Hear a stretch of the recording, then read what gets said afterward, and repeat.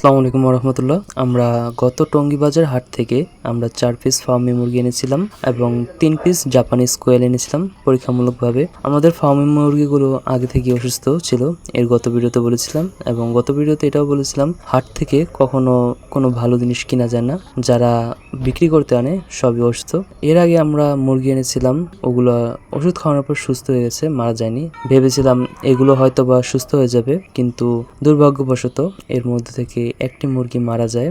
এই একটি মুরগির প্রাইস 325 টাকার মতো।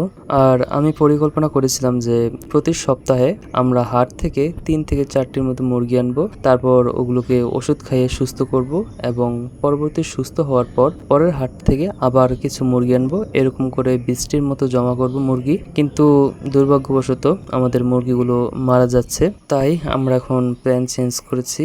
এখন আমরা চিন্তা করছি যে আমরা এখন মোরগ আনবো এবং যে টাকা দিয়ে মুরগি কিনতাম সেই টাকা দিয়ে আমরা একটি ইনকিউবেটর মেশিন কিনবো। তারপর যেহেতু আমাদের বাড়িতে 2টি রানিং মুরগি রয়েছে, আবার এটাও 2-3 মাস বয়সের, আবার এই মুরগিগুলো 2 মাসের মধ্যে ইনশাল্লাহ রানিং হয়ে যাবে। তাই আমরা ইনকিউবেটর থেকে ডিম পাড়া মুরগি থেকে ডিম সংগ্রহ করে ডিম ফুটিয়ে বাচ্চা নেব এবং আমরা নিজেরাই ভ্যাকসিন করে নেব, কারণ ওই হাটের মুরগির কোনো ভ্যাকসিনের গ্যারান্টি নেই। আর কোয়েলের ক্ষেত্রেও আমরা অনুরূপ চিন্তা করছি। আমরা ভেবেছিলাম পরের হাটে আমরা আরো 20টি কোয়েল কিনবো, কিন্তু ওই পরিকল্পনা এখন বাদ। এখন আমরা 3টি কোয়েল এনেছি, আমরা একটু দেখবো পর্যবেক্ষণ করে এই কোয়েলের কি অবস্থা। আর যেই টাকা কোয়েল এবং মুরগিতে ইনভেস্ট করব সেটা এখন ইনকিউবেটর মেশিনের মধ্যে ইনভেস্ট করা উচিত, যেহেতু আমাদের 2টো মেয়ে কোয়েল রয়েছে আর আরেকটি পুরুষ কোয়েল রয়েছে।